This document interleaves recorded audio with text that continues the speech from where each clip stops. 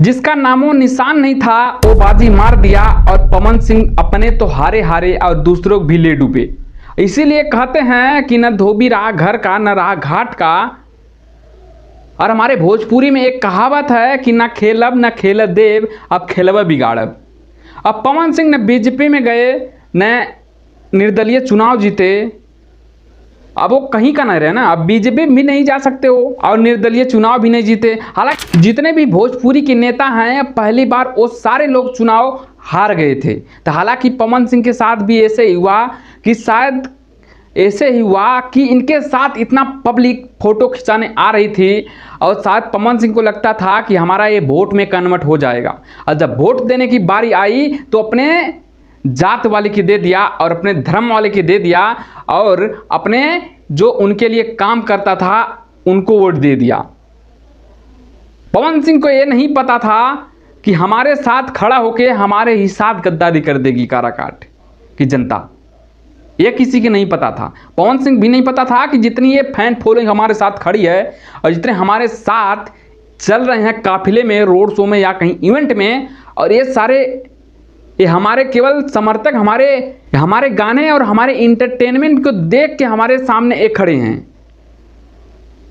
ये पवन सिंह को नहीं पता था कि हमारे गाने की वजह से फैन फॉलोइंग जो है ये हमारे गाने की वजह से इतना खड़ी है।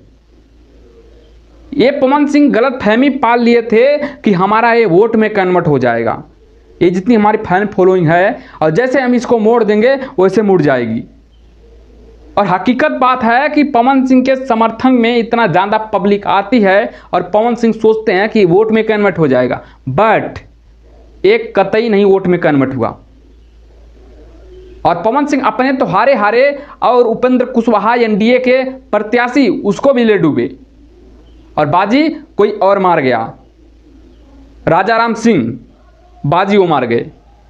हालांकि उनका एक भी चर्चा नहीं था, केवल उपेंद्र कुशवाहा पवन सिंह के बीच में केवल एक कंट्रोवर्सी चल रही थी कि उपेंद्र कुशवाहा जीतेंगे या पवन सिंह जीतेंगे।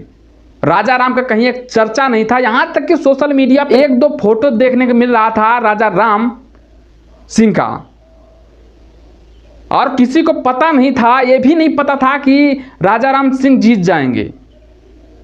और जब नतीजा निकल के आया कि राजा राम सिंह जीत गए, यहां तक कि उपेंद्र कुशवाहा जो हैं वो पूरे नीचे चले गए। पवन सिंह सेकंड पे आ गए और उपेंद्र कुशवाहा थर्ड पे आ गए, यानी कि अपने पवन सिंह हारे हारे और उपेंद्र कुशवाहा भी गिरा दिए, एनडीए के प्रत्याशी यानी कि उनको भी गिरा दिए। इसीलिए कहते हैं कि बबुआ और पवन सिंह सोचे थे कि जो हमारी ये फैन फॉलोइंग है, जो हमारे गाने और इंटरटेनमेंट देखने वाले हैं जनता, ये हमारी वोट में कन्वर्ट हो जाएगी। बट उनके दिमाग में गलतफहमी था और ये अपने जाति वाले की, अपने समर्थन वाले की और अपने धर्म वाले को वोट दे दिया और पवन सिंह को हार देखना पड़ा। और जिस तरीके से पवन सिंह के साथ इतना ज़्यादा भीड़ देखने को मिल रही थी और वैसे लोग सोच रहे थे कि पवन सिंह अब की बार विनर होंगे, बट जब विनर होने की बारी आई तो अपने जात जात में बट गया।